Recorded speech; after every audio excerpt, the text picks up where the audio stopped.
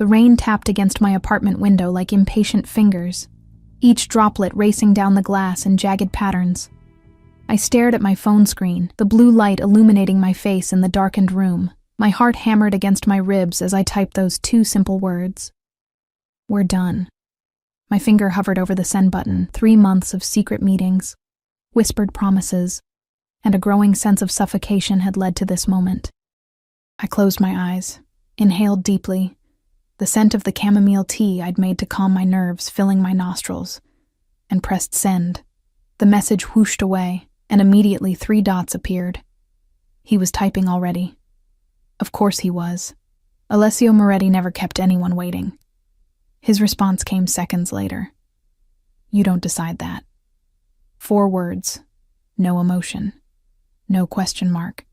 Just a statement of fact, as if he were commenting on the weather or stating his coffee preference. I felt a chill crawl up my spine despite the warmth of my oversized sweater. My hands trembled as I set the phone face down on my coffee table, as if that small act of defiance could somehow shield me from what I knew was coming. I'd met Alessio 3 months ago at Bellini's, the upscale Italian restaurant where I worked as a hostess. It was a rainy Tuesday evening, much like tonight, when he walked in surrounded by 3 men in dark suits. Even before I knew who he was, something about him commanded attention. He moved with purpose, his tailored charcoal suit accentuating broad shoulders, his presence immediately altering the energy of the room. The restaurant manager had practically sprinted across the dining room to greet him personally, leaving me standing awkwardly with menus in hand. This is Ellie, my manager had said, gesturing toward me with a nervous smile. She'll take excellent care of you tonight, Mr. Moretti. Alicio's dark eyes had locked with mine, and I felt as if he could see through me, past the professional smile, beyond the carefully applied makeup covering the exhaustion of working double shifts to make rent. His gaze lingered a moment too long before he offered a slight nod. A pleasure, he'd said, his voice carrying the faintest trace of an Italian accent. I hadn't known then who he was. I didn't know that Alessio Moretti controlled half the city's imports, that politicians and police captains were on his payroll, that his family name inspired both fear and respect depending on which circles you traveled in. I just knew that something about him made my skin prickle with awareness. He'd returned to Bellini's 3 nights later, this time alone, except for his driver who remained outside. He requested my section specifically, though I rarely served tables. The manager had nearly fallen over himself accommodating the request, assigning another hostess to the front while I nervously took Alessio's order. You're working 2 jobs, he'd stated while scanning the menu. Not a question. I'd frozen, wine decanter in hand. I'm sorry? The bags under your eyes, the way you check your watch. You're exhausted. His eyes had lifted to mine. Why? Something about his directness had disarmed me. Art school isn't cheap, I'd admitted. Neither is rent. He'd nodded as if confirming something to himself. Bring me whatever the chef recommends, and join me, if you would. That night had been the beginning of everything. After my shift, his driver had appeared with an envelope. Inside was exactly the amount of my monthly rent in cash, along with a business card bearing only a phone number. No pressure to call, Alessio had said. Just an offer to make my life easier. I hadn't called for 2 weeks, but when my roommate suddenly moved out, leaving me with double the rent and a looming tuition payment, my fingers had dialed that number before I could talk myself out of it. Now, 3 months later, I knew the truth about the man whose bed I'd shared, whose world I'd glimpsed. The import business was a front for moving everything from illegal weapons to drugs. The respect I'd witnessed in public was fear poorly disguised. The generosity he'd shown me came with invisible strings that tightened a little more each day. The final straw had come yesterday, when I'd run into an old friend from art school at a cafe. Michael had hugged me hello, and we'd chatted for all of 5 minutes before I noticed one of Alessio's men watching from a corner table, phone in hand. 3 hours later, Alessio had called, asking pointed questions about my friend, as if I'd committed some terrible betrayal. You're having me followed, I'd whispered in disbelief. I'm keeping you safe, he'd corrected, his tone gentle but leaving no room for argument. That's when I knew I had to end it. The phone on my coffee table buzzed, pulling me back to the present. Another message. I'm coming over.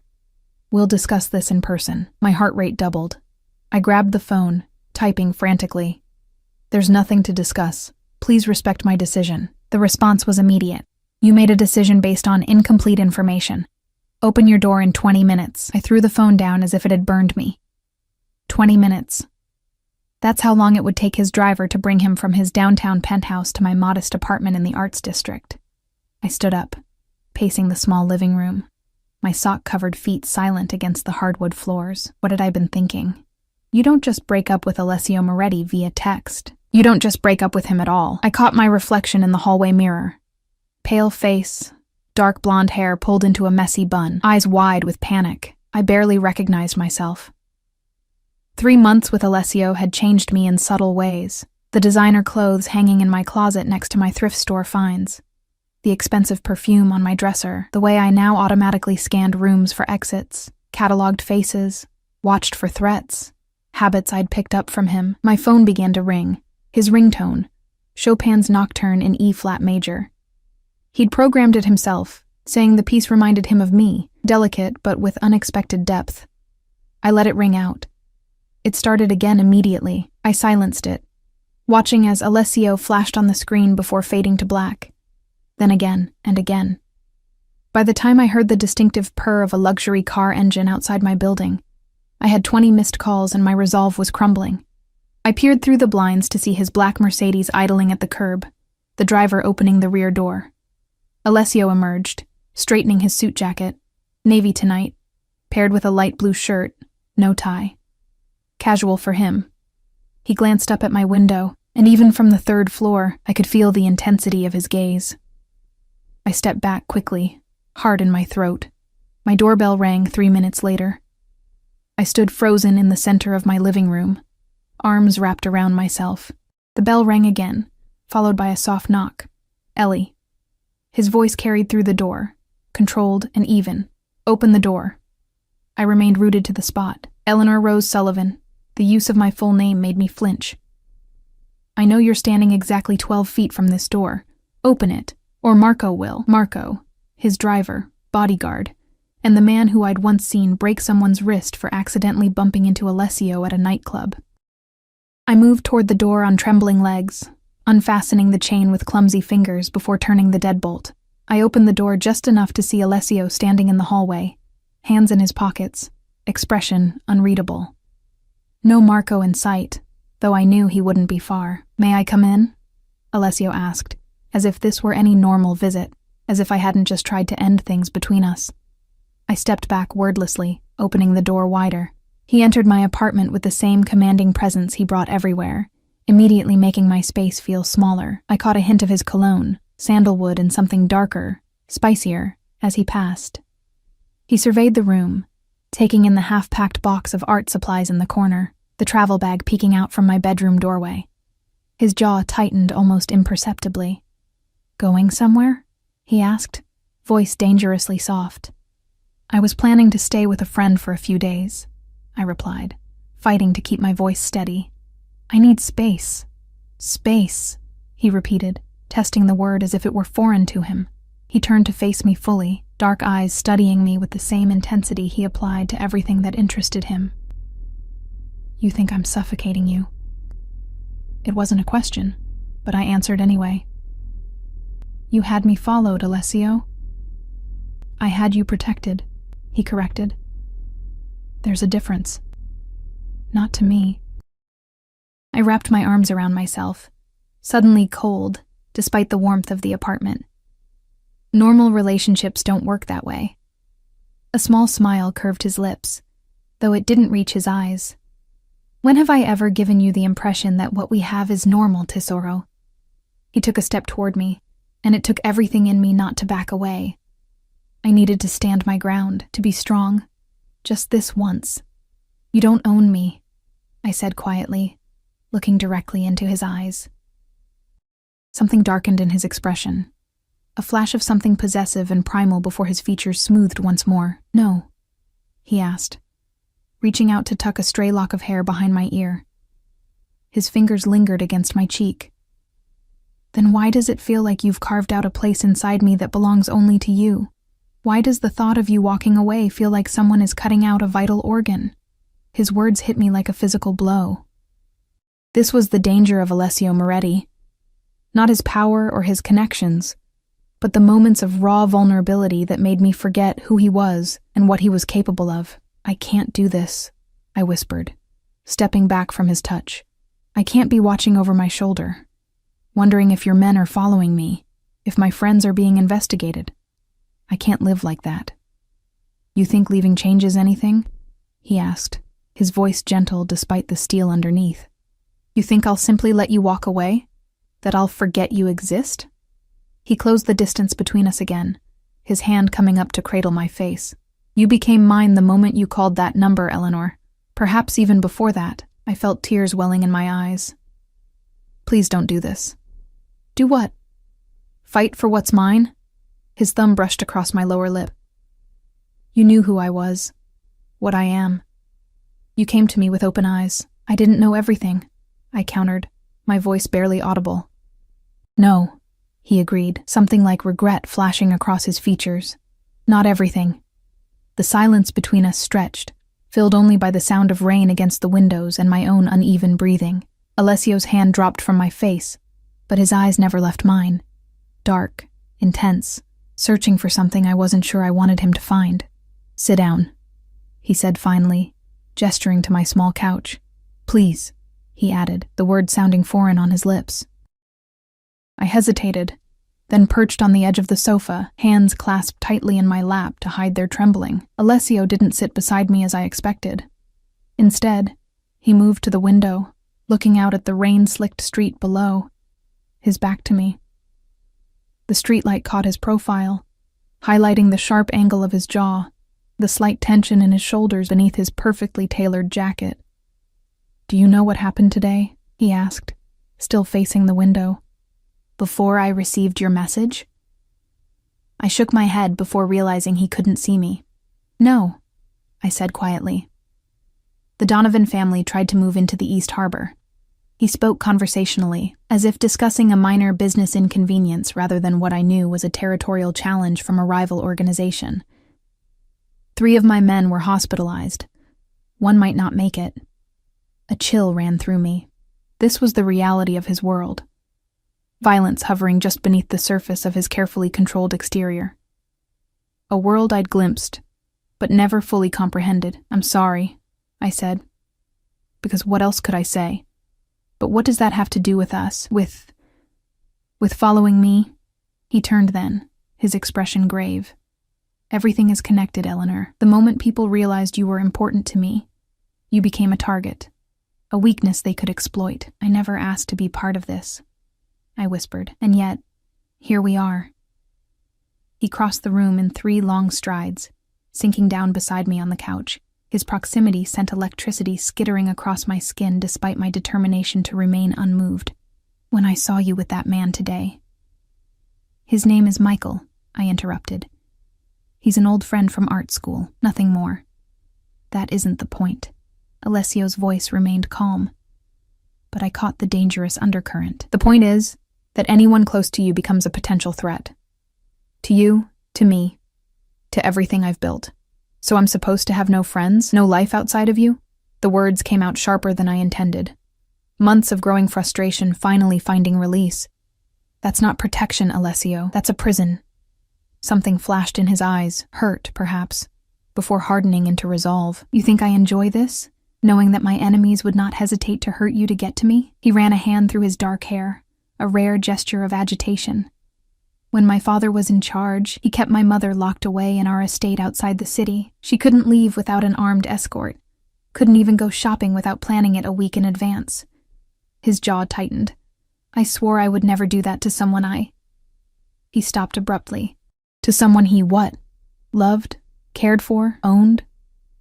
The unfinished sentence hung between us like a tangible thing. I've given you as much freedom as I can, he continued after a moment. But there are limits to what's safe. I felt something inside me crack at his words. I'd been so focused on the surveillance, on the feeling of being watched and controlled, that I hadn't considered his perspective. But even understanding his reasoning didn't change the fundamental problem. I can't live like this, I said again. softer this time, always wondering if I'm being followed, if my every move is being reported back to you. It's not healthy, Alessio, and you think walking away solves the problem?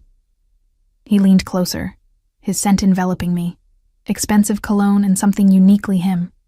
You think the Donovans wouldn't use you against me even if we're no longer together? As long as I care about you, Eleanor, you're at risk. The implication stunned me into silence. Unless he stopped caring altogether, I would never truly be free. The realization settled over me like a heavy blanket, suffocating and inescapable. Alessio must have read the thought on my face because his expression softened marginally. He reached for my hand, his warm fingers enveloping mine. I didn't come here to frighten you, Tesoro. I came because what we have is worth fighting for, worth protecting. Even if it means controlling every aspect of my life, I asked, pulling my hand away.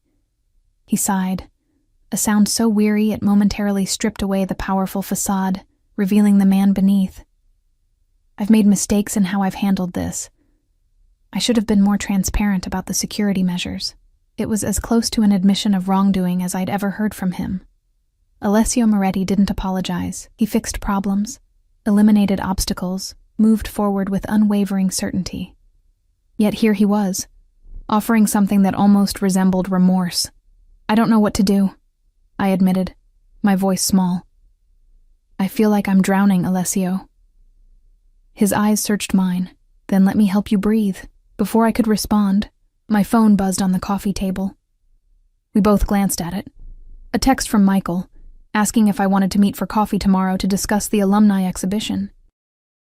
Alessio's expression darkened instantly, the momentary vulnerability vanishing behind a mask of cold calculation. He reached for the phone, but I was faster, snatching it away. Don't, I warned, clutching the phone to my chest. This is exactly what I'm talking about. You can't control who I talk to, who I see. This isn't about control, he said, his voice deceptively quiet. It's about information. What do you really know about your friend Michael? When did you last see him before today? I frowned. What does that matter? He's been in Paris for a graduate program. He just got back last week. And he immediately sought you out. Alessio stood, pacing the small confines of my living room like a caged predator. Did it not strike you as odd that after months away, he happened to be at the same cafe, at the exact moment you were there? A cold sensation spread through my chest. What are you saying? I'm saying that coincidences make me suspicious. He stopped pacing, fixing me with an intense stare, especially when they involve someone I care about. 2 days after we learn the Donovans are making moves against us. Michael isn't... I trailed off, the absurdity of the accusation warring with the seed of doubt Alessio had planted. Michael had seemed genuinely surprised to see me, hadn't he?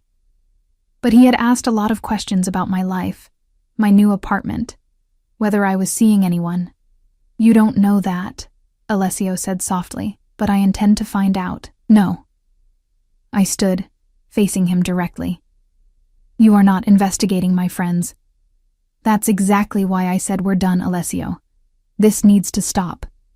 He moved toward me with predatory grace, backing me against the wall without ever touching me.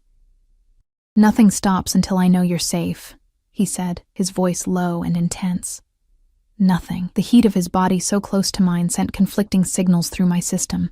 Danger and desire, fear and familiarity. This close, I could see the tiny scar at his temple. The result of a childhood accident he'd told me about on one of our rare, quiet evenings together. I could see the flecks of amber in his dark eyes, the slight stubble darkening his jaw. Details that humanized the monster everyone else saw. Why me? I whispered. The question that had haunted me from the beginning finally escaping. Out of everyone you could have chosen. Why me?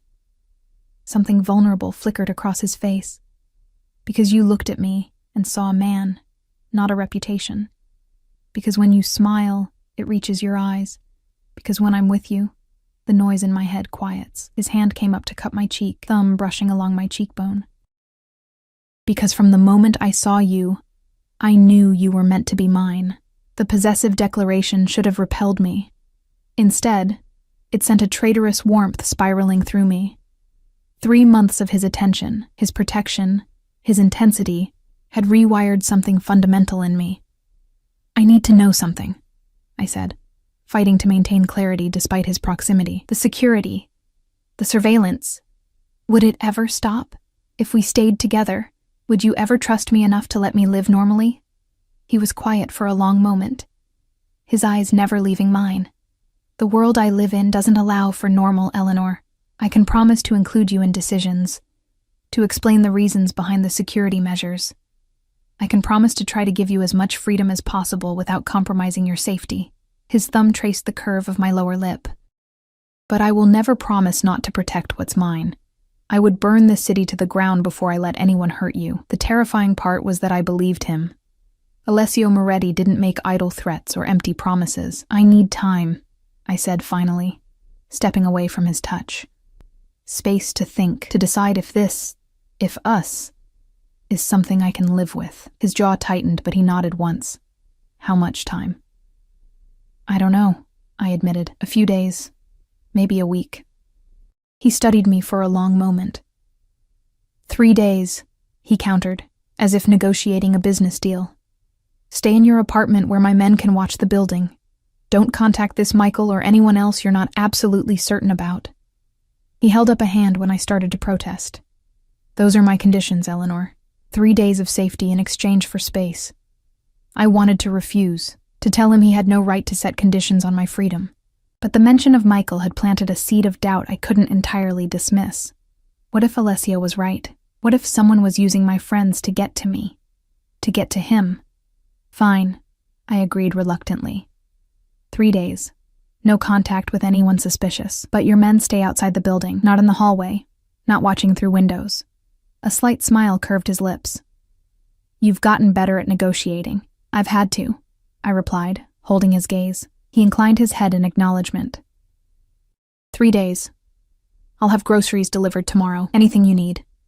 He reached into his pocket and pulled out a sleek black phone. "Take this. It connects directly to me and Marco. Use it if anything feels wrong, anything at all." I hesitated, then took the phone, setting it on the side table. "I won't need it. Humor me." His expression was deadly serious. "Please, that word again, please," so rarely used by a man accustomed to giving orders and having them obeyed without question. He moved toward the door, then paused, turning back to face me. In 3 strides he was before me again, one hand sliding into my hair, tilting my face up to his. 3 days, he murmured, his breath warm against my lips, "and then you're mine again." Before I could respond, his mouth claimed mine in a kiss that was equal parts possession and plea, branding me with the heat of his desire, the intensity of his need. I told myself to resist, to pull away, to maintain the distance I'd been so desperate to create. Instead, my hands clutched at his shoulders, my body arching into his as if it had a will of its own. When he finally broke the kiss, we were both breathing hard. He rested his forehead against mine for a brief moment. "Remember this," he whispered. "Remember how it feels when we're together. Remember that no one else will ever make you feel this way." Then he was gone, the door closing quietly behind him, leaving me alone with swollen lips, shaking hands, and a mind in turmoil. I sank down onto the couch, my fingers unconsciously touching my lips where I could still feel the pressure of his kiss. The phone he'd given me sat on the side table, sleek and black and ominous. 3 days to decide the course of my life. 3 days to determine whether I could accept Alessio's world with all its darkness and danger, or whether I had the strength to walk away from the most intense connection I'd ever experienced. My own phone buzzed again. Another text from Michael. I stared at it, Alessio's suspicions echoing in my mind. Was it really just coincidence that Michael had reappeared in my life now? I set the phone down without reading the message, suddenly unsure of everything and everyone. Outside, the rain continued to fall, mirroring the turmoil inside me.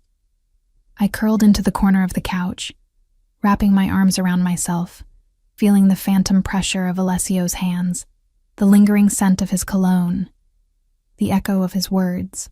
3 days to choose between freedom and captivity, though I was no longer certain which was which. Sleep eluded me that night. I tossed and turned, my sheets twisting around my legs like restraints, my mind replaying Alessio's words, his touch, his warnings. By dawn, I'd resigned myself to wakefulness, padding to the kitchen to make strong coffee as pale morning light filtered through the blinds. The apartment felt different somehow, smaller, less secure. I found myself checking the locks twice, peering through the blinds to the street below where a dark sedan sat parked across the way. One of Alessio's men, no doubt, keeping watch as promised. The sight should have angered me, should have reinforced my decision to end things. Instead, I felt a conflicted tangle of emotions. Resentment at the surveillance, yes, but also a treacherous sense of security knowing someone was watching over me. I carried my coffee to the small desk in the corner of my living room, where my half-finished paintings were stacked against the wall. Art had always been my escape, my way of processing emotions too complex for words. I set down my mug and picked up the most recent canvas, a cityscape at dusk, buildings silhouetted against a sky of deep blues and purples, windows glowing like distant stars. I'd started it 2 weeks ago, after a night spent on the balcony of Alessio's penthouse, watching the city lights flicker on as darkness fell. My phone buzzed from the coffee table. My regular phone, not the sleek black one Alessio had left. Another message from Michael, the third since last night. I hesitated, then crossed the room to look at it. Ellie, everything okay? Let me know if we're still on for coffee today. Need to talk about something important. Something important. The words sent an inexplicable chill through me. Alessio's suspicions whispered at the back of my mind, unwelcome but persistent. Was it possible? Could Michael somehow be connected to Alessio's enemies? It seemed absurd. Michael was an artist, passionate about installation art and multimedia experiences, not the type to get involved with organized crime. We'd spent countless hours in studios together, shared cheap wine and cheaper takeout, complained about professors, and critiqued each other's work. He'd never shown any interest in my personal life beyond casual friendship. Until yesterday. Until he'd asked pointed questions about where I was living now, whether I was seeing anyone, how I could suddenly afford tuition without working 2 jobs. I set the phone down without responding, unease coiling in my stomach. Turning back to my painting, I tried to lose myself in the work, but my hands wouldn't cooperate. Every brushstroke felt wrong, every color choice questionable. After an hour of frustration, I set the palette down and walked away. The delivery Alessio promised arrived mid-morning, enough groceries to last a week, not just 3 days. Fresh fruits, vegetables, imported pasta, expensive wine, specialty coffee. The kind of provisions he kept in his own kitchen. Along with the food came a small package wrapped in cream-colored paper. Inside was a leather-bound sketchbook, its pages thick and textured, and a set of charcoal pencils I'd admired in an art supply store window weeks ago, casually mentioned but never purchased. A note accompanied the gift, handwritten in his precise, elegant script. For when the paint doesn't cooperate. How did he know? Had I mentioned my occasional creative blocks? Or was this another example of his uncanny ability to read me, to anticipate my needs before I fully recognized them myself? I ran my fingers over the creamy pages of the sketchbook, torn between gratitude and resentment. Every gift from Alessio came with invisible strings, every gesture of care a subtle reminder of his control. Yet I couldn't deny the thoughtfulness behind this particular offering. Not an expensive trinket to display his wealth, but something personal, something that spoke to who I was, beyond my relationship with him. My phone buzzed again. Michael. Ellie, please respond. It's important we talk today. The urgency in his message sent another ripple of unease through me. I picked up the black phone Alessio had left, weighing it in my hand. One call and Alessio's men would investigate Michael, would determine whether the threat was real or imagined. One call and I would be yielding to Alessio's world once more, accepting his protection and all that came with it. Instead, I set both phones down and reached for the new sketchbook. If I couldn't paint, perhaps I could draw. Perhaps I could find clarity in the smooth glide of charcoal across paper. Hours passed as I lost myself in the rhythm of creation, the apartment growing dim around me as afternoon faded into evening. I'd filled nearly a dozen pages with shadowy cityscapes, abstract patterns, and, most telling, dark eyes that stared out from the paper with an intensity that was unmistakably Alessio's. A sharp knock at my door jolted me from my creative trance. I froze, charcoal suspended above the page. It couldn't be Alessio. He would have called first, would have given me the 3 days he'd promised. One of his men, perhaps, with an update or additional provisions. Another knock, more insistent this time. "Ellie? It's Michael. I know you're in there. Your neighbor said you haven't left all day." My heart stuttered. Michael. Here, at my apartment. How did he even know where I lived? I'd moved since we'd last been in regular contact, and I hadn't mentioned my new address during our brief cafe encounter. "Ellie, please. It's important. I'm worried about you." I rose slowly, setting the sketchbook aside, instinctively wiping my charcoal-stained fingers on a cloth. My gaze darted to the black phone on the coffee table. Should I call Alessio? Was I overreacting? "Eleanor." Michael's voice had dropped, becoming oddly formal. "Open the door.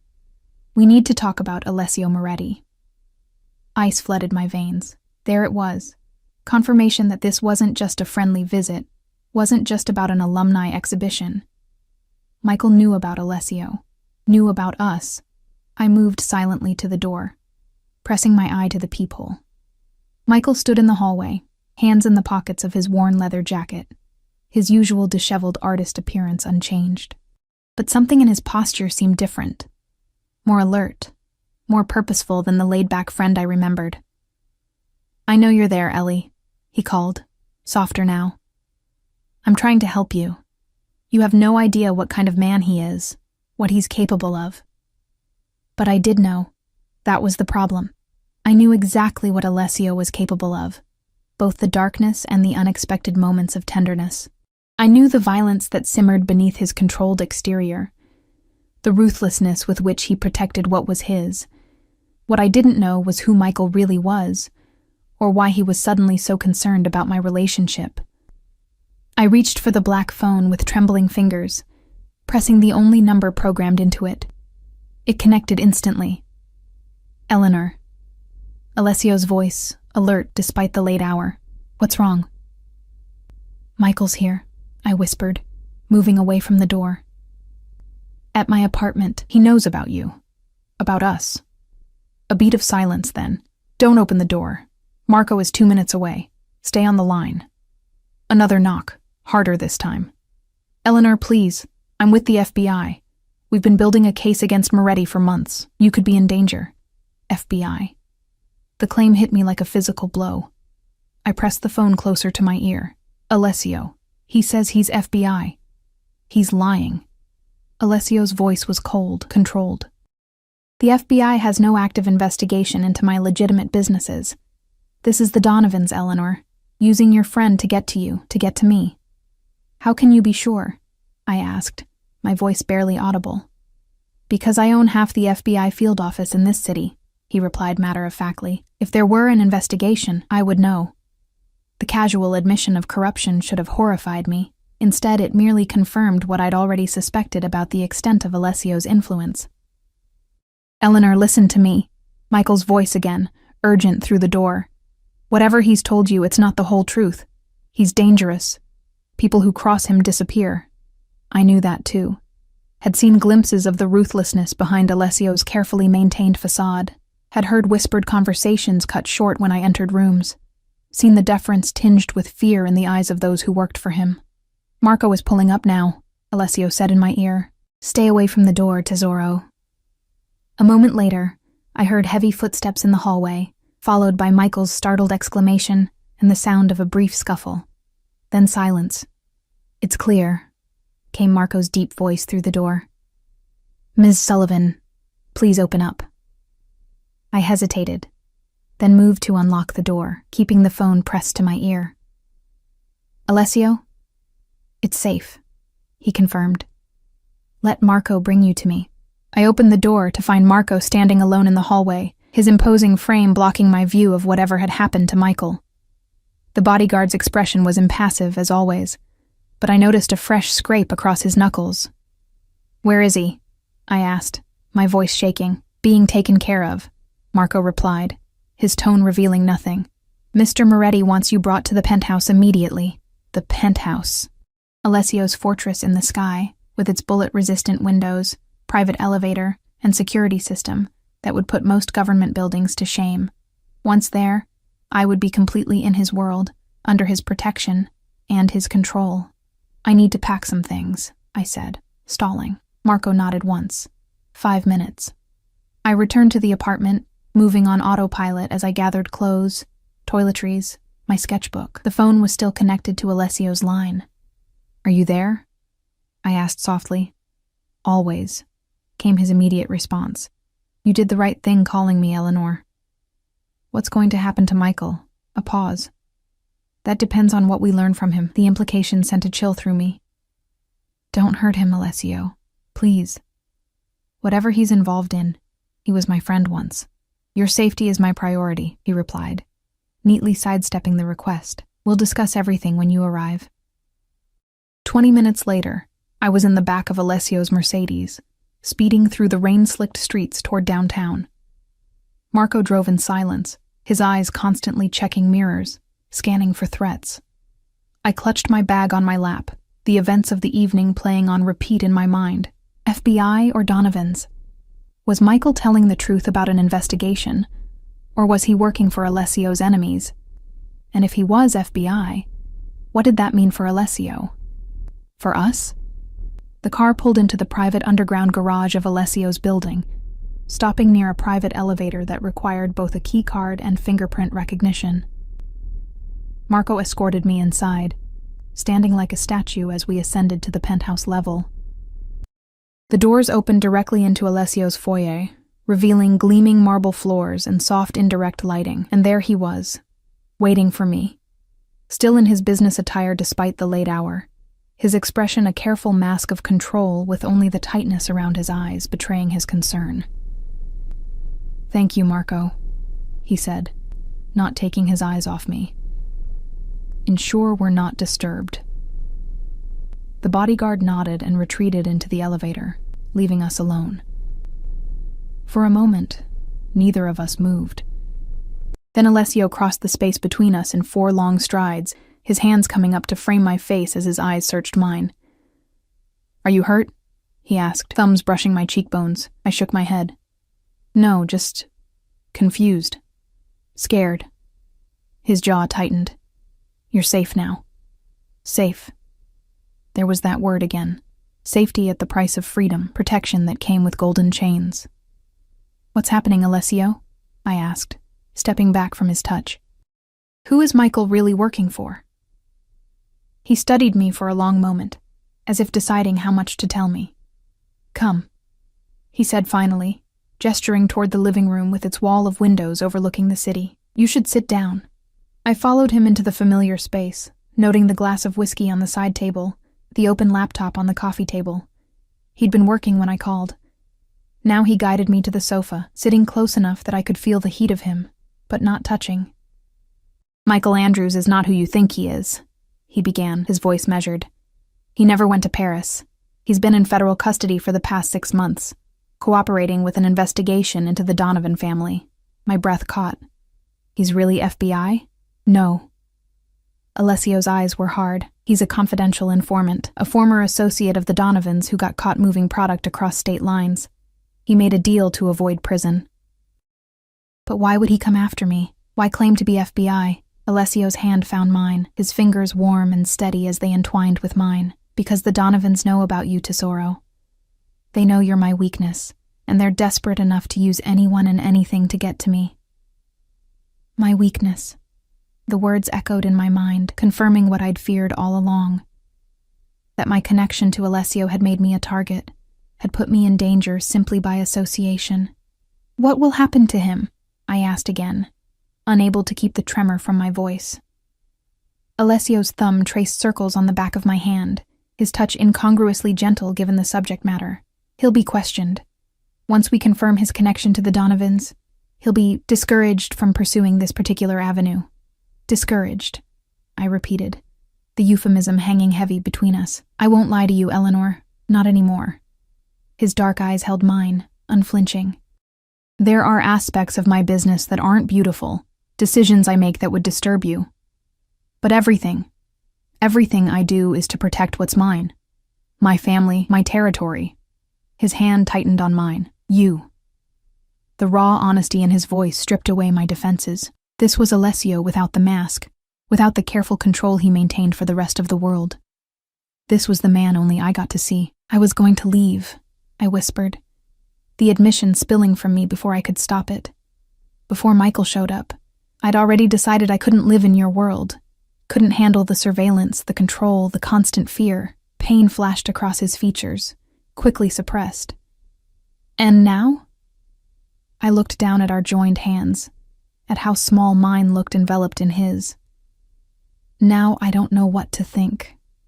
If Michael was working for your enemies, if they targeted me deliberately. I trailed off, the implications too frightening to voice. Then I was right to have you protected, he finished softly. Right to be cautious about who gets close to you. I couldn't argue with his logic, couldn't deny that his security measures, the very ones I'd been fleeing, might have saved me from a trap. The realization was bitter on my tongue. What happens now? I asked, finally meeting his gaze again. Alessio studied me, his expression softening. Now you stay here, where I can keep you safe, where no one can reach you without going through me first. For how long? As long as necessary. He reached out, tucking a strand of hair behind my ear. As long as it takes to eliminate the threat. Eliminate. Another euphemism for violence I didn't want to contemplate. And then what? I pressed. Do I go back to my apartment, back to being followed and watched? Back to wondering if every friend, every acquaintance might have ulterior motives for talking to me? A muscle ticked in his jaw. What would you have me do, Eleanor? Pretend there's no danger? Pretend that loving me doesn't come with consequences? Loving me. He'd never used that word before. It hung in the air between us, changing everything and nothing at the same time. I don't know, I admitted, exhaustion suddenly washing over me. I don't know what the answer is. He must have seen the fatigue in my face because his expression softened. It's late. You should rest. We can continue this discussion tomorrow, when you've had time to process everything. Rest. As if sleep were possible with Michael's fate uncertain. With the revelation that Alessio's enemies knew about me, with the word love echoing in my mind. But I nodded anyway, allowing Alessio to lead me to his bedroom with its massive bed and silk sheets that felt like water against the skin. He left me to change into the nightclothes I'd hastily packed, returning moments later in just his trousers, chest bare in the dim light. Stay, I found myself saying as he turned to leave. Please. He hesitated, then nodded, sliding into bed beside me. After a moment's hesitation, I moved into his arms, resting my head against his chest where I could hear the steady rhythm of his heartbeat. His arms came around me, strong and secure, one hand stroking gently through my hair. I will always protect you, he murmured against the top of my head. Even from myself, if necessary. Remember that, Eleanor. I closed my eyes, letting his warmth envelop me, letting the familiar scent of his skin ease my racing thoughts.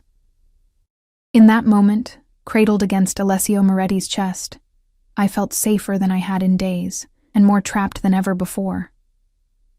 Morning arrived with golden light filtering through Alessio's floor-to-ceiling windows. For a moment, I lay disoriented, the silk sheets unfamiliar against my skin, before remembering everything, my attempt to end things with Alessio, Michael's appearance at my door, the revelations that followed. I reached across the massive bed to find Alessio's side empty, the sheets cool to the touch. He'd been gone for some time. I sat up slowly, running a hand through my tangled hair, as I took in the familiar surroundings of his bedroom. The sleek minimalist furniture, the abstract painting on the far wall, commissioned from an artist I admired, installed the week after I'd first mentioned liking his work. The doors leading to a walk-in closet where several of my outfits already hung, brought here over the course of our 3-month relationship. Evidence of Alessio's meticulous planning, his silent assumption that I would eventually become a permanent fixture in his life. What had once seemed presumptuous now felt almost prophetic. I slipped from the bed, wrapping myself in the cashmere robe he kept for me before padding barefoot to the adjoining bathroom. The marble was cool beneath my feet as I went through the motions of my morning routine, using the toiletries that had appeared in his bathroom cabinet after our 3rd night together, my preferred brands, my specific products, more evidence of Alessio's attention to detail, his determination to seamlessly incorporate me into his world. Freshly showered, I returned to the bedroom to find clothes laid out on the bed, a soft gray sweater and black jeans I'd left here weeks ago, along with underwear and socks. My own clothing, but selected by Alessio, or one of his staff. Another small reminder of his control, his orchestration of even the most mundane aspects of life. Still, I dressed in the provided outfit, needing the comfort of familiar clothes after the upheaval of the past 24 hours. Then I made my way toward the kitchen, following the scent of coffee and the low murmur of voices. I paused in the hallway when I realized Alessio wasn't alone. Marco stood near the kitchen island, his massive frame tense as he spoke in hushed tones. Alessio leaned against the counter, dressed impeccably in a charcoal suit despite the early hour, a cup of espresso cradled in one hand. "Confirmed the Donovan connection," Marco was saying. "Phone records show calls to Vincent Donovan's personal line as recently as yesterday morning." "And the FBI angle?" Alessio asked, his voice controlled. "A fabrication, as you suspected.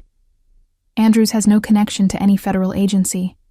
He was approached by Vincent's brother 3 weeks ago, offered substantial payment to get close to Ms. Sullivan." My heart clenched at the confirmation of Alessio's suspicions. Michael had lied, had been paid to get close to me, to use our former friendship as a way to infiltrate Alessio's world, to get to me. Where is he now? Alessio's question was deceptively casual, but I recognized the dangerous undercurrent. Marco's response was equally measured. "Secure at the warehouse facility. Awaiting your instructions." Warehouse facility, instructions. More euphemisms for realities I didn't want to contemplate. I must have made some small sound of distress, because both men turned toward me, Alessio's expression immediately softening as he set down his espresso.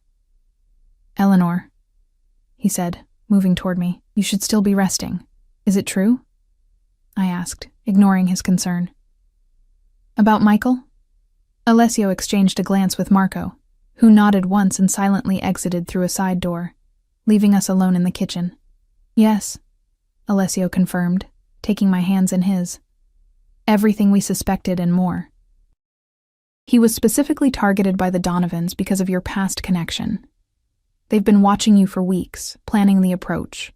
Weeks." The word echoed in my mind. "So when you had me followed, I was protecting you from a very real threat." He squeezed my hands gently, one we now need to address permanently. The implication in his words sent a chill through me.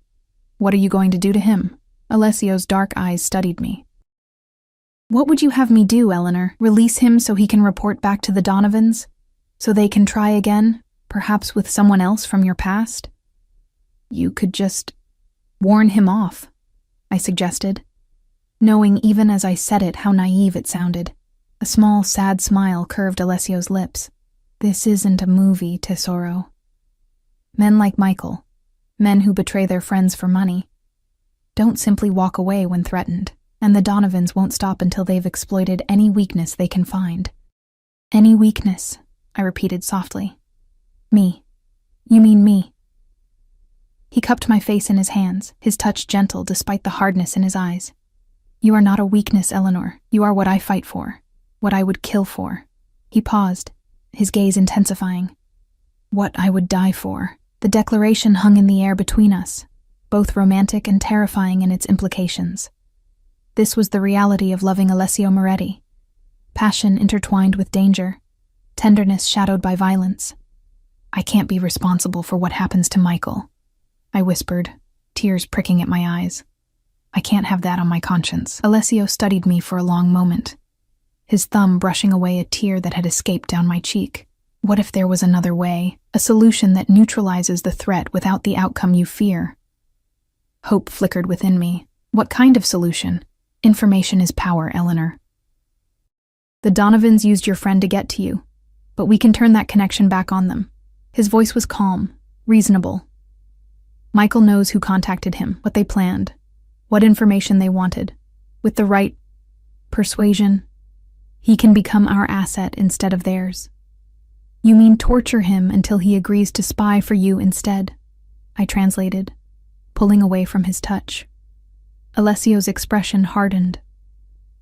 I mean, offer him a choice between a painful death at the hands of the Donovans when they discover his failure, or a lucrative arrangement with me that keeps him breathing and financially secure. Put that way, it sounded almost merciful, almost. And if he refuses, then I will honor your wish not to have his blood on your hands, Alessio replied carefully. He will be released far from the city with enough resources to disappear. What happens to him after that will be his choice, not mine. It was more than I had expected, this concession. A small victory in a battle I wasn't sure I wanted to fight anymore. Thank you, I said quietly. Alessio inclined his head in acknowledgement, then guided me to one of the high stools at the kitchen island. You should eat something. I had the chef prepare breakfast before he left. Of course he had. Alessio's private chef came each morning to prepare breakfast and lunch, leaving dinner preparations that needed only minimal attention from Alessio himself. Another aspect of his meticulously ordered life. I sat numbly as he placed a plate of fruit, yogurt, and freshly baked pastries before me, along with a steaming cup of coffee made exactly as I preferred it. The domesticity of the moment was surreal given the conversation we'd just had, the decisions being made about Michael's fate while we shared breakfast like any normal couple. What happens now? I asked, picking at a raspberry without appetite. Alessio leaned against the counter across from me, his own coffee in hand. Now we finish what the Donovans started. We send a message that cannot be misinterpreted. His tone was matter-of-fact, as if discussing a business strategy rather than what I suspected was planned violence. What kind of message? His eyes met mine, unflinching. The kind that ensures no one ever thinks to use you against me again. A chill ran through me at his words, at the cold calculation behind them. This was the side of Alessio I'd glimpsed but never fully confronted. The ruthless strategist, the man who had built and maintained his empire through fear, as much as loyalty. Will it ever end? I asked softly. The threats, the enemies, the constant vigilance? Or is this just life with you? Something vulnerable flickered across his features. I won't lie to you, Eleanor. The world I live in doesn't allow for true peace. There will always be threats to address, territories to defend, enemies to neutralize. He set his coffee down and moved around the island to stand beside me, turning my stool to face him. But I can promise you this, every decision I make, every move I orchestrate is aimed at building a legacy that will eventually allow for a different kind of life, a safer life. Eventually, I repeated, the word hollow with its uncertain timeline. Yes. His hands came to rest on my shoulders, warm and steady. In the meantime, I can offer you protection, resources, a life of comfort and privilege few will ever know. His fingers traced along my jawline. And love, Eleanor. I can offer you that too, though I know it comes tangled with complications you never asked for. Love. There was that word again, spoken plainly now in the morning light. Not a slip in the heat of emotion, but a deliberate declaration. Is that enough? He asked, a rare uncertainty in his voice. Am I enough, despite everything else? The question penetrated the fog of confusion and fear that had surrounded me since receiving Michael's text yesterday. Was Alessio, with all his darkness, all his control, all his danger, enough? Could I accept the protection that felt like a cage, the passion that bordered on possession, the love that demanded complete surrender? Before I could answer, Alessio's phone rang, a specific tone I'd come to recognize as his business line. His expression hardened as he checked the screen. I need to take this, he said, already moving toward his home office. We'll continue our conversation later.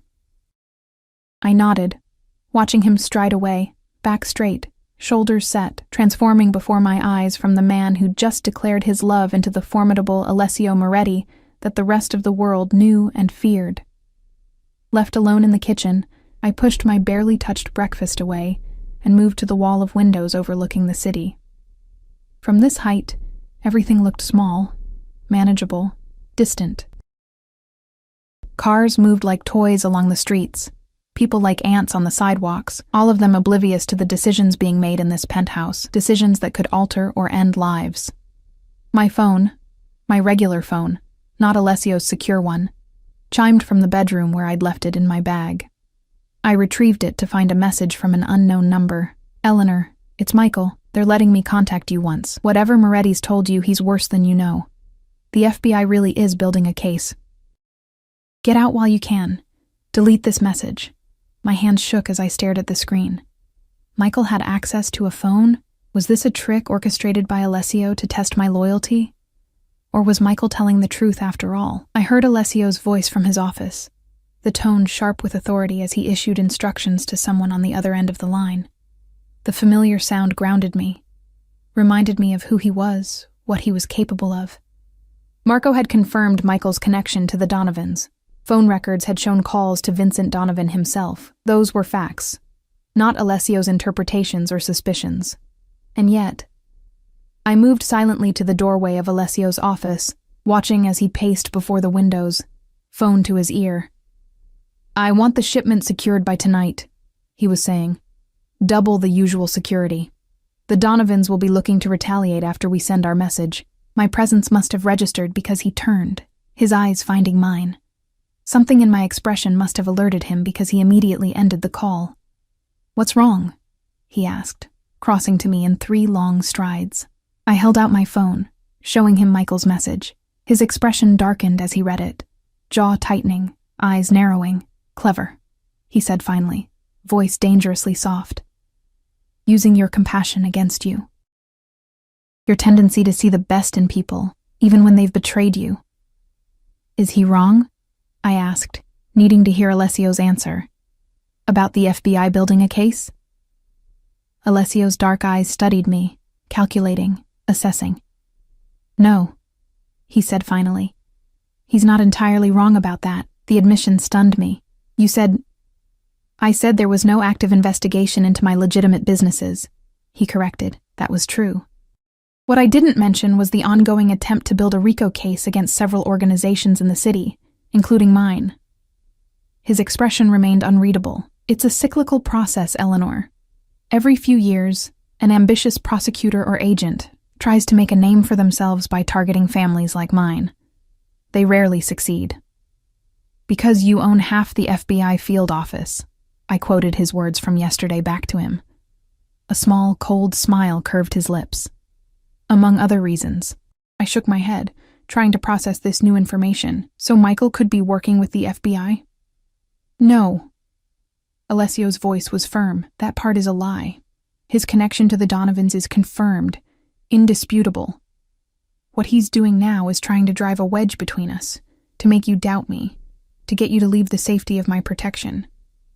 He took my phone from my hand, his movements deliberate, which is exactly what the Donovans want.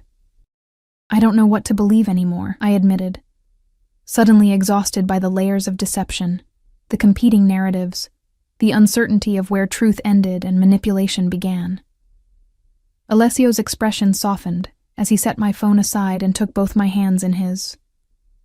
Believe this, he said quietly. Everything I've done, the security, the surveillance, even keeping certain truths from you, has been to protect you. Not just your physical safety, but your peace of mind. By lying to me, I challenged, though without much heat. By shielding you from realities you shouldn't have to face. His thumbs traced circles on my palms. I wanted to keep the darkness of my world from touching you for as long as possible. The irony of his statement wasn't lost on me. The darkness had already touched me, had seeped into every aspect of my life from the moment I'd accepted that first envelope of cash. Perhaps even before that, from the first time his eyes had met mine across the restaurant. I need to see him, I said suddenly, the decision crystallizing in my mind. Michael, I need to look him in the eye when he tells me these things. Alessio's expression hardened. Absolutely not. I need to know, Alessio. I need to judge for myself. It's too dangerous. Not if you're there, I interrupted. Not if Marco's there. Not in your warehouse facility with your men everywhere. I squeezed his hands. Please. I need this. He studied me for a long moment, his dark eyes unreadable. You don't trust my word, he said finally, a statement rather than a question. I trust that you believe what you're telling me, I replied carefully. But I also know you would lie to protect me, that you might withhold information you think would upset me. A muscle ticked in his jaw, but he didn't deny it. And if I arrange this meeting, if you hear whatever story he's concocted, then I'll make my decision, I said simply. About Michael, about the FBI, about us. I met his gaze steadily. You said last night that you would protect me even from yourself if necessary. Prove it, Alessio. Give me the truth, all of it, and let me decide what I can live with. Something like respect flickered in his eyes, followed by resignation. Very well, he said finally. I'll arrange it for this afternoon. But you will follow my instructions exactly. No deviations, no impulsive decisions. My men will be present at all times. Agreed, I said, relief flooding through me at this small victory. Alessio's hand came up to cup my cheek, his touch gentle despite the intensity in his eyes. You should know, Tesoro, that regardless of what you hear today, regardless of what decision you make about us, you will remain under my protection. That is non-negotiable. The declaration should have felt like a threat. Instead, it washed over me with the certainty of a vow, a promise more binding than any wedding oath. Whether I chose to stay with Alessio or walk away, I would never truly be free of his presence in my life, his watchful eye, his protective shadow. The realization should have terrified me. Perhaps it did, on some level. But mixed with the fear was something else. A sense of security I'd never known before. A certainty that no matter what happened, I would never face the world's dangers alone again. I understand, I said quietly. He nodded once, then leaned forward to press his lips to my forehead, the gesture tender, despite the tension thrumming through him. Get ready, he said, stepping back. We leave in an hour. As he turned back to his desk, already reaching for his phone to make the necessary arrangements, I found myself studying his profile. The strong line of his jaw, the perfect posture, the air of absolute authority that surrounded him like an aura. This was Alessio Moretti in his element, orchestrating events, controlling outcomes, bending the world to his will, and I was caught in his orbit, both resisting and surrendering to his gravitational pull, trapped between the desire to flee and the increasing certainty that there was nowhere in the world I could go where I would feel as safe, as alive, as I did at his side. For better or worse, Alessio had become my North Star, my frame of reference, my definition of both danger and security. Whatever I learned today from Michael, whatever decision I made about our future, that fundamental truth would remain unchanged. I turned away from the sight of him at his desk, moving back toward the bedroom to prepare for whatever revelations the afternoon might bring. Each step felt weighted with significance, as if I were walking not just through Alessio's penthouse, but toward a new understanding of who I was and what I could accept in the name of love. Because that's what it was, I realized with startling clarity. Love, complicated, dangerous, possessive, but love nonetheless. The question wasn't whether Alessio loved me, or even whether I loved him. The question was whether love alone was enough to justify the life that came with it. By afternoon, I would have my answer. The warehouse district loomed gray and industrial against the afternoon sky, a maze of concrete structures and chain-link fences far from the gleaming downtown towers where Alessio typically conducted business. Marco drove in silence, navigating the unmarked roads with practiced ease while Alessio sat beside me in the back of the Mercedes, his hand covering mine in a gesture both possessive and reassuring. I hadn't spoken much during the drive, my mind racing with questions, with doubts, with the weight of the decision that lay before me. Alessio had respected my silence, offering neither platitudes nor pressures, simply the steady presence of his hand on mine. The car finally slowed before what appeared to be an abandoned loading facility, its windows blacked out, its exterior deliberately nondescript.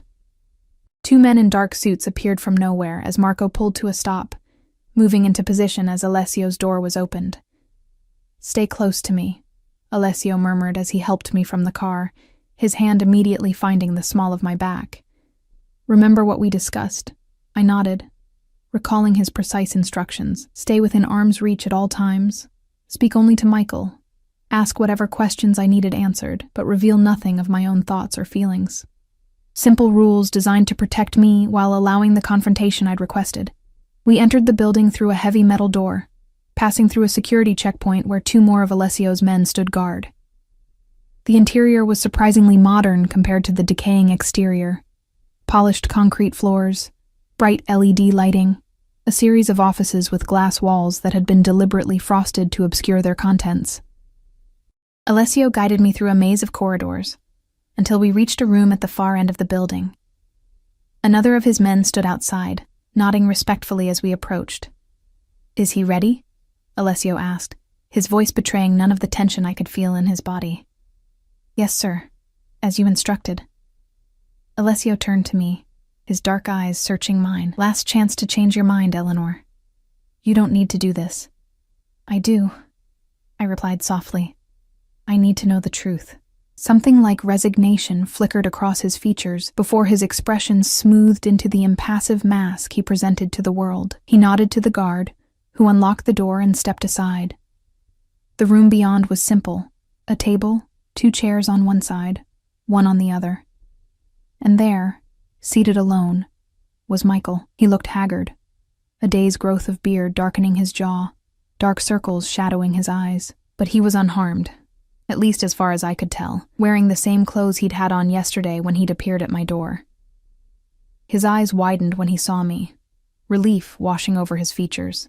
"Ellie," he breathed. "Thank God. Are you okay?" I felt Alessio stiffen beside me at the familiar address, at the genuine concern in Michael's voice. But he remained silent, allowing me to take the lead as promised. "I'm fine," I said, moving to sit in one of the chairs across from Michael. Alessio followed, taking the seat beside me, his posture deceptively relaxed, though I could sense the coiled tension beneath his calm exterior. "Has he hurt you?" Michael asked, eyes darting nervously to Alessio before returning to me. "Threatened you?" "No," I answered truthfully. "But I need to know who you're really working for, Michael. The truth." He leaned forward, hands flat on the table between us. "I told you yesterday. I'm with the FBI. We've been building a case against Moretti and his organization for months. Witness testimony, financial records, surveillance." His eyes flicked to Alessio again. "We know what he is, Ellie. What he does." "And what exactly is that?" I asked, keeping my voice steady. "He's not just some businessman with shady connections," Michael said, leaning closer. "He orders hits on rivals, traffics weapons through the port, has half the city officials in his pocket. People who cross him disappear." His voice dropped. "Ask him about Joseph Caldwell, or Diana Russo. Ask him what happened to them when they refused to cooperate." I felt rather than saw Alessio's minute reaction to the names. A barely perceptible tension in his shoulders, a slight narrowing of his eyes. "If you're with the FBI, I said carefully, why did phone records show calls between you and Vincent Donovan?" Michael's expression faltered momentarily before he recovered. "Part of my cover. I've been working both sides, feeding the Donovans false information while gathering evidence for the Bureau." He leaned forward again, voice urgent. "They're going to move on him soon, Ellie. Major RICO indictments. Anyone associated with him will be implicated. You need to get clear before that happens." I glanced at Alessio, who remained perfectly still, his expression giving nothing away. He'd promised to let me handle this, to allow me to reach my own conclusions. "Why did you really come back from Paris?" I asked, returning my attention to Michael. "And why approach me specifically?" A flicker of something, hesitation, calculation, passed behind his eyes. The investigation reached a critical point. They needed someone who could get close to Moretti's inner circle, someone he wouldn't immediately suspect. His gaze intensified. "When they discovered your connection to him, I volunteered. I couldn't let you stay in danger, Ellie. Not when I could help get you out. It was a good story, delivered with convincing sincerity. If I hadn't seen the evidence Alessio had presented, if I hadn't experienced the methodical way he verified information, I might have believed it." "You never went to Paris, did you?" I asked quietly. Michael blinked, momentarily thrown by the direct question. "What?" "Paris," I repeated. "The graduate program you claim to attend. It doesn't exist, does it? At least not with you as a student." His expression hardened slightly. "This isn't about me, Ellie. It's about him. He jerked his head toward Alessio. About getting you away from his influence before you're in too deep. I think I'm already in too deep, I said, surprising myself with the calm acceptance in my voice. I think I have been since the beginning. Michael's eyes widened. He's gotten to you, he whispered. Stockholm Syndrome. It happens with victims of controlling relationships. You start to identify with enough. Alessio's voice cut through the room like a blade. Quiet but commanding. You've had your say. You've told your story. Now it's time for the truth. He reached into his jacket and withdrew a small recording device, placing it on the table between us. With a click, a conversation filled the room. Michael's voice, followed by another man's, their exchange clearly captured despite the background noise of what sounded like a busy restaurant. She's definitely the weak point, Michael was saying. 3 months in and she's already chafing at the security. One push and she'll break things off. And Moretti? The other voice asked. You know his reputation with women. He won't let her go easily. When she tries to leave, he'll be distracted, vulnerable. That's your window. You're sure you can get close enough to her? Michael's laugh was cold, calculated. Nothing like the warm sound I remembered from our art school days. Trust me. One mention of the old times, a little concern about her new lifestyle, and she'll be spilling everything. She always was an open book. Alessio clicked off the recording, the silence that followed heavy with implication. I stared at Michael, searching his face for any trace of the friend I thought I'd known, finding instead a stranger whose features twisted with frustration at being exposed. That's doctored, he spat. Edited. A trick. No, I said softly, the truth settling in my chest with surprising clarity. It's not. Ellie, you can't believe him over me, Michael pleaded, desperation entering his voice. We've known each other for years. He's manipulating you, can't you see that? I studied him across the table, this man who had once critiqued my artwork with honest enthusiasm, who had shared late-night conversations about dreams and fears, who had now revealed himself to be a stranger wearing a familiar face. When did they approach you? I asked, curious despite the pain of betrayal. Michael's jaw tightened, his eyes darting between Alessio and me before his shoulders slumped slightly. 6 months ago, he admitted finally. I owed money. A lot of money. Gambling debts. They offered to clear it in exchange for information about Moretti's operation. And when that expanded to using me, a flicker of genuine regret crossed his features. That wasn't the original plan, but when they found out about our connection, he trailed off. I'm sorry, Ellie. I didn't have a choice. There's always a choice, Alessio said, his voice deceptively mild, though I could sense the fury beneath. You chose the Donovans. You chose to betray a friend. You chose to place her in danger. As opposed to what she's in with you? Michael shot back, a hint of defiance returning. At least with us, she had a chance to walk away eventually. With you, it's a life sentence.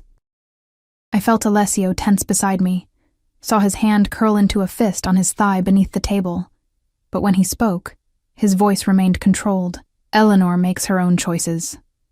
Unlike the Donovans, I respect her agency in that regard. Michael's bitter laugh held no humor. Right, that's why you have her followed, why you've isolated her from friends and family, why you're holding her hostage in your world. The accusation struck closer to home than I wanted to admit, echoing doubts I'd harbored myself. But hearing them from Michael's lips, Michael, who had conspired to use me as a pawn, stripped them of their power. I've heard enough, I said, rising from my chair. I turned to Alessio, finding his dark eyes already on mine, watchful, waiting. I'd like to leave now. He nodded once, standing in a fluid motion. His hand found the small of my back, steadying and protective as we moved toward the door. Ellie, wait, Michael called desperately. Whatever he's promised you, whatever protection he's offered, it won't last. The Donovans won't stop. And when they come after him, you'll be caught in the crossfire. I paused at the door, turning back to face the man I'd once called friend. What will happen to him? I asked Alessio softly. His expression remained impassive. As we discussed, he'll be given resources to disappear. What he does with that opportunity is his choice. Relief mingled with something like gratitude as I nodded, acknowledging Alessio's adherence to our agreement, despite what we'd learned. Goodbye, Michael, I said, meeting his desperate gaze one last time. I hope you use your second chance wisely. We left him there, surrounded by the consequences of his choices, his betrayal, his miscalculation. In the corridor outside, Alessio drew me against him, his arms encircling me in a protective embrace, as I finally allowed the emotions of the confrontation to wash over me. You knew, I murmured against his chest. You knew what he would say, what excuses he would make. I know how men like him think, Alessio replied, his voice rumbling beneath my ear. How they operate, how they justify their actions. His hand stroked gently along my spine. Are you all right? I pulled back slightly to look up at him. I don't know, I answered honestly. I just found out someone I trusted for years was willing to use me as a pawn in a power struggle between criminal organizations. That's going to take some processing. A shadow of guilt crossed his features. A struggle you're only involved in because of me, he said quietly. Because I brought you into my world. No, I corrected, surprising myself with the conviction in my voice.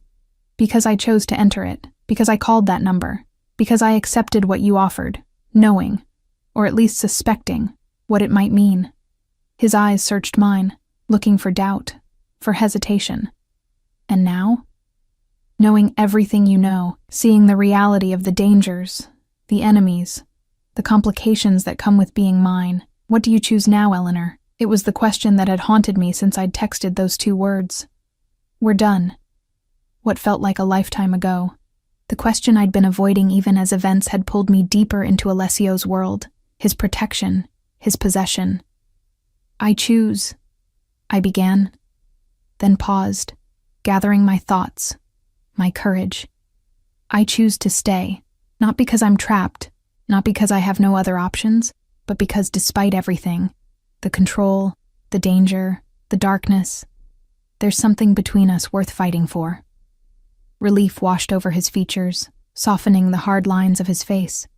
You understand what that means? He asked, his hands coming up to frame my face. The life we'll have together won't be normal.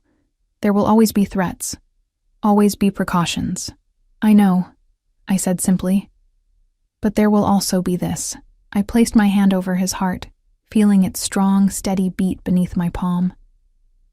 The man beneath the reputation, the tenderness behind the control, the love behind the possession. His eyes darkened at my words. Love, he repeated, testing the word as if it were unfamiliar on his tongue.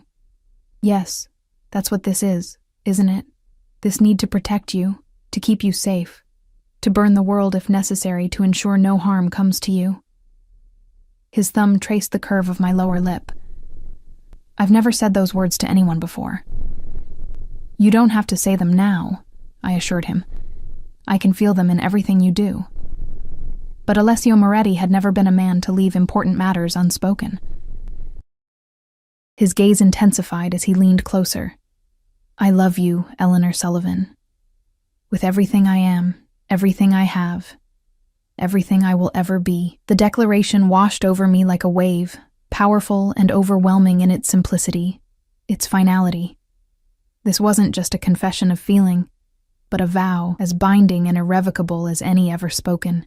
I love you too, I whispered, the truth of it resonating through me with crystalline clarity, with open eyes, knowing exactly who you are, what you do, what loving you means. His kiss was gentle despite the intensity in his eyes, a tender claiming that held none of the desperation of our last embrace. This was certainty, not fear, commitment, not possession. When we parted, he rested his forehead against mine. There are things we need to discuss, he said quietly. Changes I'm willing to make, compromises we can reach about your freedom, your independence. Hope flickered within me at his words. What kind of changes? No more surveillance without your knowledge, he began. Full transparency about security measures. You'll have direct access to the head of my security team, the ability to question or object to any arrangement that makes you uncomfortable. His eyes held mine. I can't promise no protection, Eleanor, but I can promise partnership in how that protection is implemented. It wasn't perfect freedom. It wasn't a normal life, but it was a concession I hadn't expected. a willingness to adapt that spoke volumes about his respect for my autonomy, my concerns. "I can work with that," I said, offering a small smile. "There's more," he continued, expression serious. "The Donovans need to be dealt with permanently, not just because of their attempt to use you, but because as long as they exist, they'll continue to be a threat." He paused, gauging my reaction. "That means decisive action." "Action you may not want to know the details of." I considered his words, the implication behind them. This was the reality of Alessio's world. Enemies eliminated, threats neutralized, power maintained through means I would probably find disturbing if examined too closely. "Will it end the danger? Truly end it?" I asked. "Nothing ends all danger," he answered honestly, "but it will eliminate the most immediate threat. Send a message that will discourage others for some time." I nodded slowly. "Then do what you need to do, but you're right. I don't want the details." He studied me for a long moment, as if memorizing my features, my expression. "And after," he said finally, "perhaps we could take some time away. There's a property I own on the Mediterranean, private, secure, a place to adjust to our new understanding. A honeymoon without the wedding," I suggested, attempting lightness despite the weight of our conversation. Something sparked in his eyes. "For now," he agreed, a hint of a smile curving his lips. "Though I have every intention of making you mine in every way possible, Eleanor. In time." The possessiveness in his tone should have alarmed me. Instead, it sent warmth spiraling through me, a sense of belonging I'd never experienced before meeting him. "In time," I echoed, making no promises but closing no doors. He nodded once. Decision made. "Then let's go home. There are arrangements to be made, plans to set in motion." His hand found mine, fingers intertwining with natural ease. A future to secure. As we walked back through the maze of corridors, Alessio's presence solid and certain beside me, I reflected on the journey that had brought us to this point. From that first meeting at Bellini's to this moment of clarity in an anonymous warehouse, from uncertainty to commitment, from fear to acceptance. I had texted Alessio Moretti, "We're done," believing I could walk away from the intensity, the danger, the possession his love represented. He had replied, "You don't decide that," certain of his claim on me, on us, on our future together. In the end, we had both been wrong. The decision was neither his alone nor mine, but something we would forge together, a partnership balanced on the knife edge between his need to control and my need for freedom, between his dangerous world and my longing for normalcy, between his possessive love and my stubborn independence. It wouldn't be easy. It wouldn't be perfect. But as we stepped out into the fading afternoon light, Alessio's arm protective around my waist, his men forming a perimeter of security around us, I knew with absolute certainty that it would be real.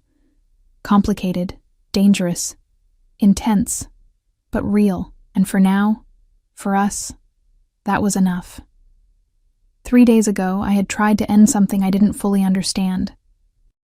Today, I was choosing to begin something with open eyes, clear mind, and a heart that recognized its home in the most unexpected of places, beside a man the world feared, but whom I had come to love. As Alessio helped me into the waiting car, his touch gentle despite the power in his hands, I caught a glimpse of his expression. Possessive. Yes, but also tender, reverent, as if he couldn't quite believe I had chosen him, chosen this life, chosen us. "You're sure?" he asked quietly as the car pulled away. One last chance to change my mind. I reached for his hand, linking my fingers with his in answer. "I'm sure." His smile, rare, genuine, transforming his features from dangerous to devastatingly handsome, was confirmation that whatever challenges lay ahead, whatever compromises would be required, whatever darkness we might face, we would face it together. Not captor and captive, not predator and prey, but partners in a love that defied conventional boundaries, traditional definitions, normal expectations. A love as dangerous and beautiful as the man beside me. A love I had finally, fully, chosen to embrace.